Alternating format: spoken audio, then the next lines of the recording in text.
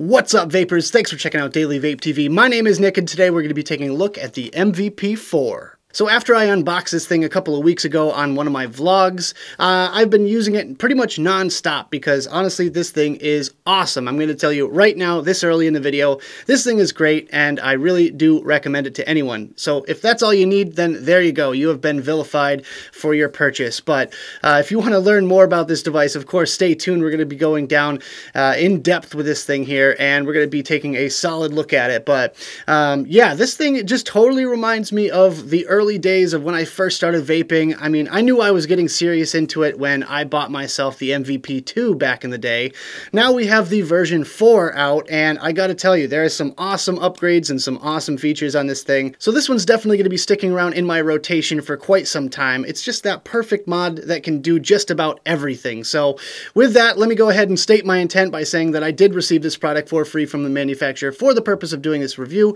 However, it has no monetary value to me, which means my opinions on it will remain honest and unbiased. With that being said, I would like to give a huge shout out and thank you to the people over at Innokin. They're the ones that sent this thing my way for the purpose of making this video, so thank you guys so very much.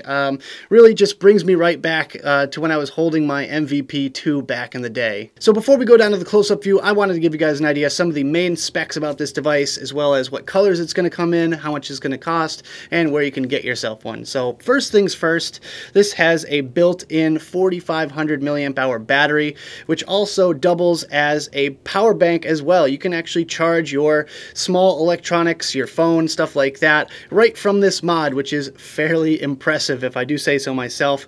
The battery does last a very long time, and it features a 2 amp quick charging mode as well. So definitely some really good features there right off the bat.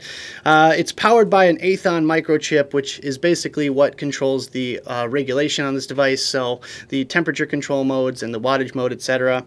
It does temperature control 316L stainless steel, nickel, and titanium wire. And it also has a stainless steel 510 thread with a gold-plated pin, which fits pretty much everything that's 510 threaded. However, we'll go over some of that detail a little bit later on in this video. It has a bright LED screen, which is no surprise. I mean, it's pretty much up to par with the other mods that Innokin has been coming out with lately, which is great. And yeah, that's pretty much it as far as the main specs that are listed right there on their website. So for colors, you're going to have the option of a solid black like this one here, a teal and black, a blue and black, white and black, and a red or pink and black. It's hard to tell from the picture on their website, but guarantee you it's going to look pretty darn cool. But with that, it's going to cost you around $55 for the mod only. I have no idea how much it's going to cost with the Scion tank. However, I'm going to guesstimate somewhere around the area of $70 to $75 for the entire kit. So that's not too bad on price as well for that. So where you can get it, well, I'll have a link for you guys in the description if you want to check it out there. You can just go ahead and click that link if you guys want to pick one of these up for yourself. So with that, let's go right down to the close-up view and take a better look at this thing. So before we proceed, I just want to give a huge shout out to Mike from Vape Mats for giving me this massive mat. This thing is 2 feet by 4 feet. He calls it the Pro Series. And if you want to pick one up for yourself, check out vapemats.com and use the coupon code DailyVapeTV for 15% off. So moving on with this video, we have the MVP4 in its original box. So let's quickly take a look around the packaging and then we'll talk about what's inside. So first and foremost, the picture of the device has a nice spot varnish on it, which you can see my light reflecting in. Innokin MVP4, 6 to 100 watts, 4,500 milliamp hours, 2 amp quick charging, and at the bottom here it says vaporizer and power bank, which I thought was pretty unique and different. On the side we have the color indication, or at least an overview of what colors it's available in. On the side here we have just Innokin, nice shiny embossed Innokin logo on the top and the bottom.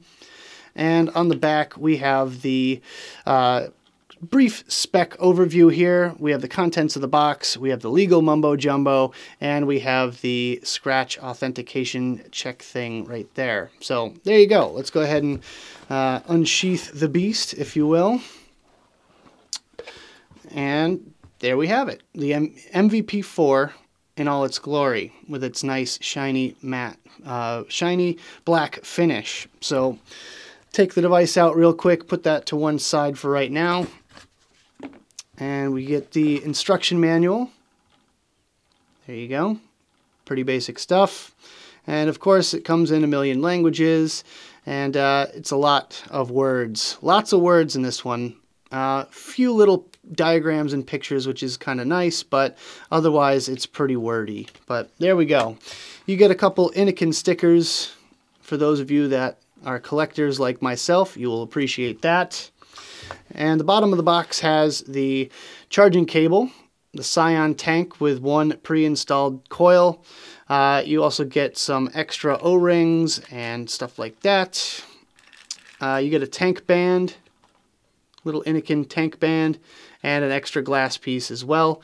You also get a spare coil. However, I have already used it, so I will make note of that. You do get another coil right there. Alright, so here we have the Scion tank, so let's just quickly go over some of the main features on it here. First and foremost, the tip. This is a threaded tip. It does have a single O-ring right there to prevent any leakage, which it does a good job because I haven't had this thing leak on me so far. As you can see, nice wide bore, and it is slightly tapered as well.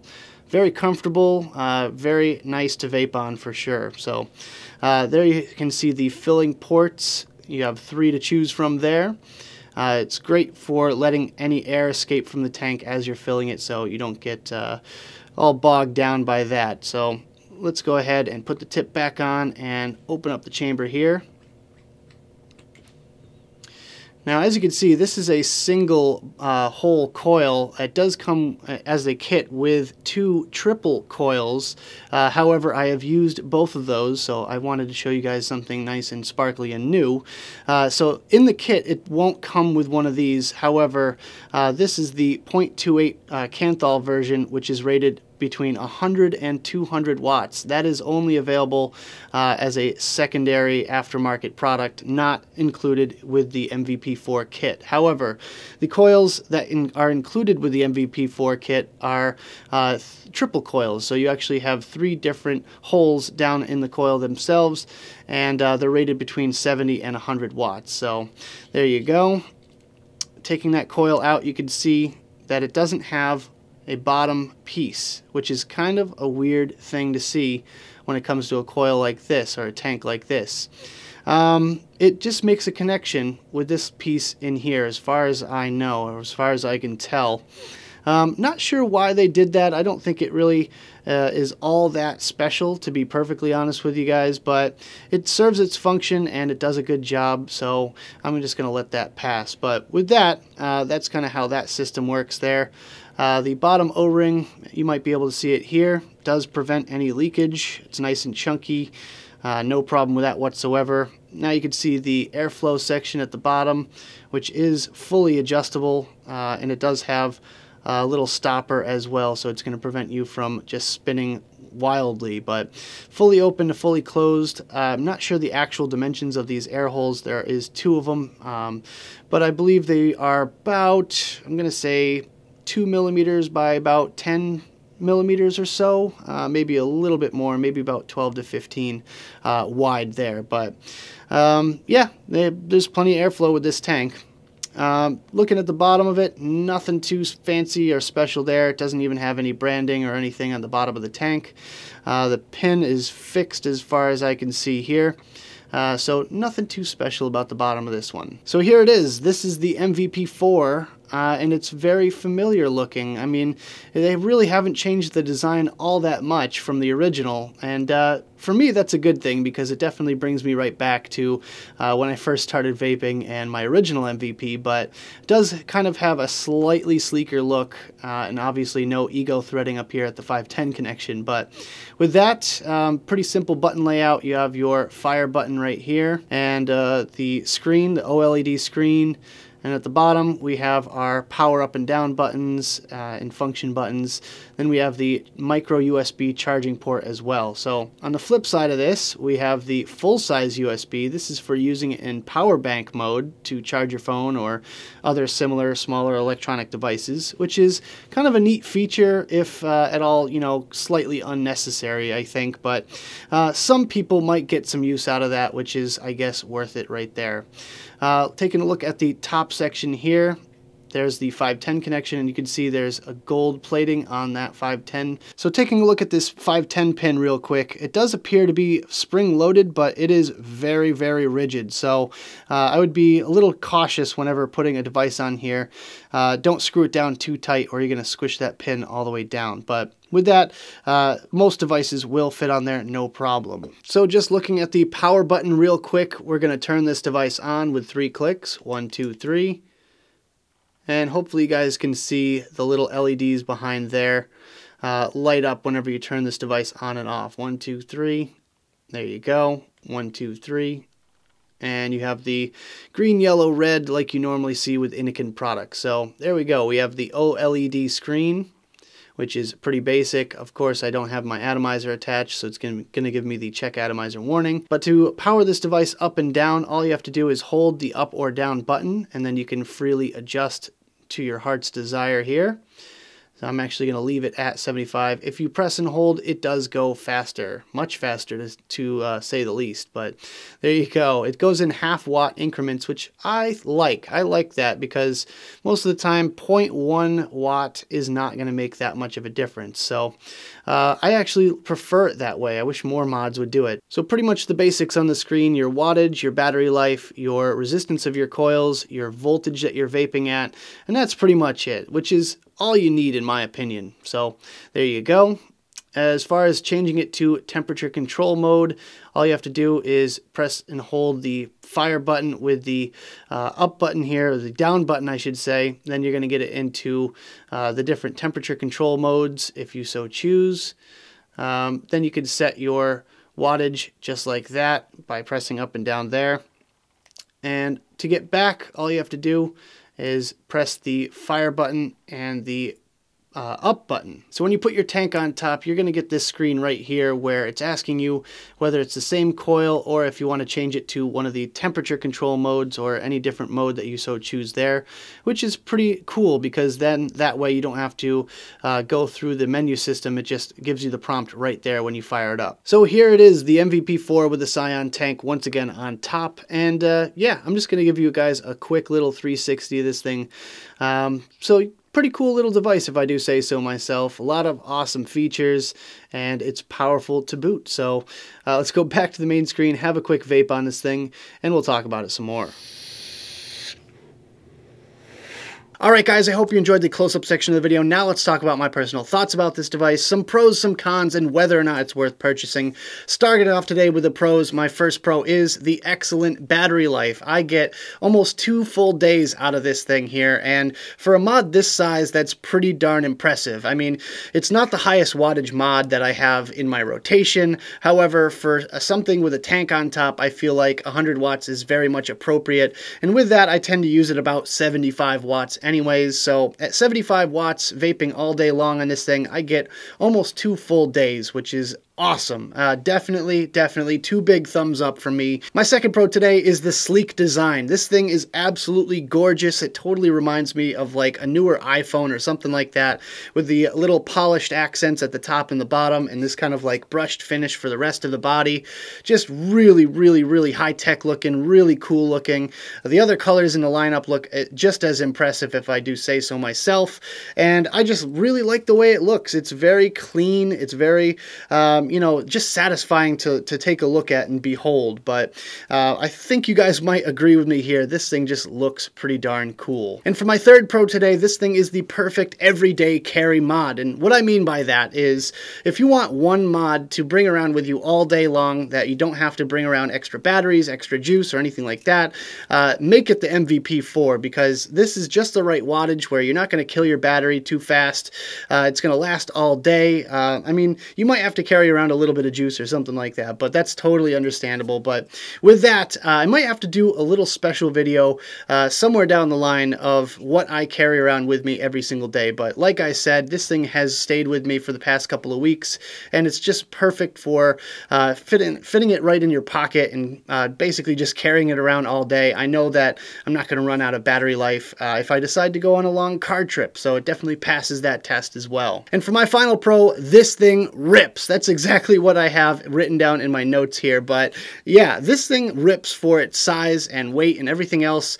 It has a good amount of power, which is what I'm looking for in a mod at the end of the day, and it definitely delivers on that front there. And I really haven't talked about too much with the Scion tank here. The Scion tank is a perfect combination with the MVP4, just because the coils work really well between, you know, 70 and 100 watts. It just makes for a very, very satisfying vape, and you still get battery life for days. So with this thing, yeah, all around, it's just a great device. I really have been enjoying it for the past couple of weeks, and I will continue to enjoy it for a long time to come.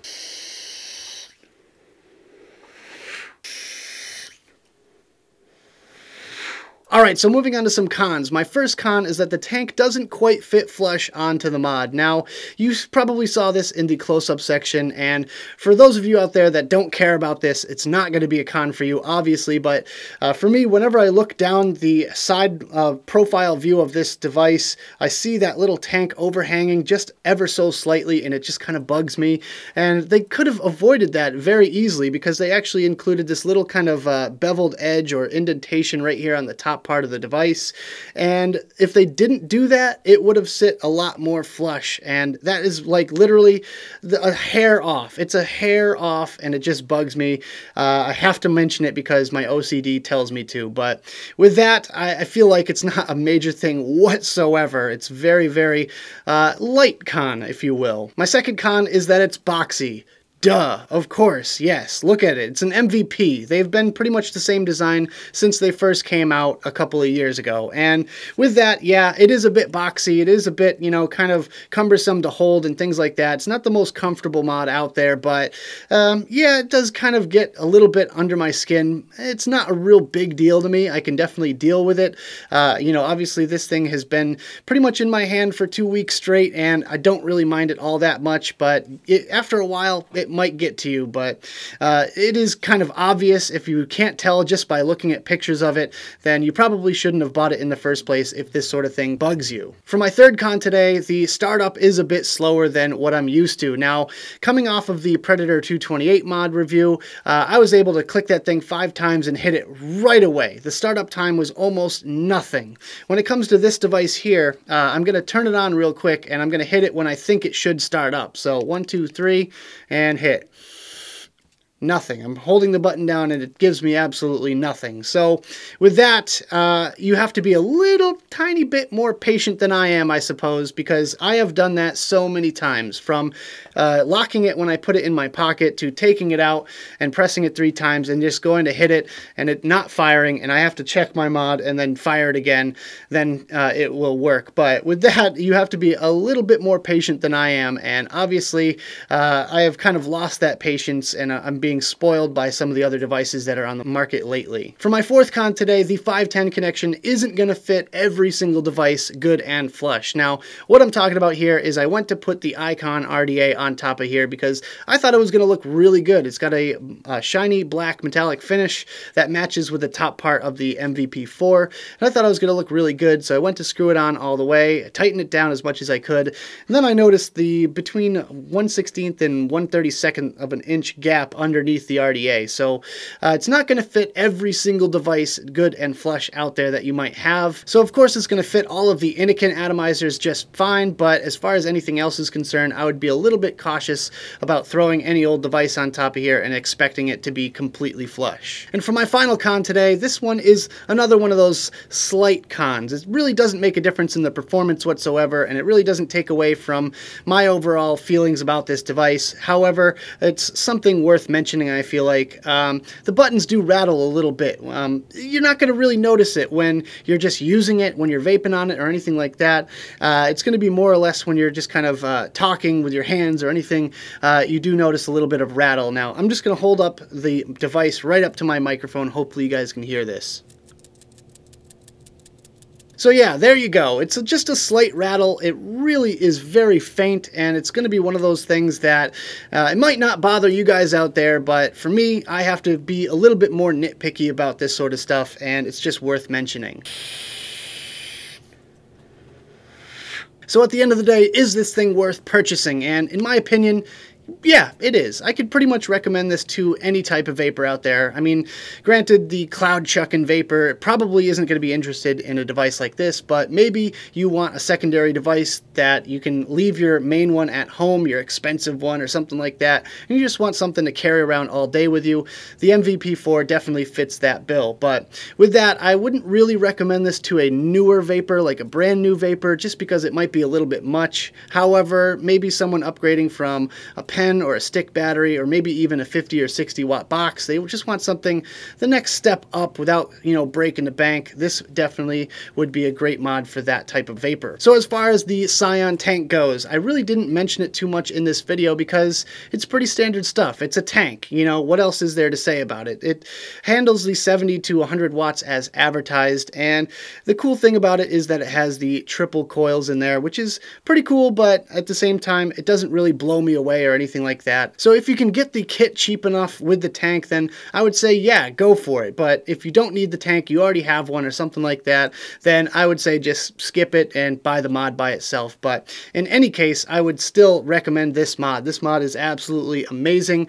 Of course, I will provide you guys with links down there in the description below if you want to check one out for yourself. So that about does it for this video, guys. I hope you enjoyed. If you did, make sure you hit that like button and subscribe for more videos just like this. Of course, you can always click the little notification bell right down there next to the subscribe button to be alerted whenever I upload my videos, so you can be amongst the first to watch them. Anyways, don't forget to leave me comments in the box below about anything you want to talk about with the MVP4 or the Scion tank. Also, check out the links I have in the description for advocacy and my social media. So thank you guys so much for tuning in, and as always, vape on!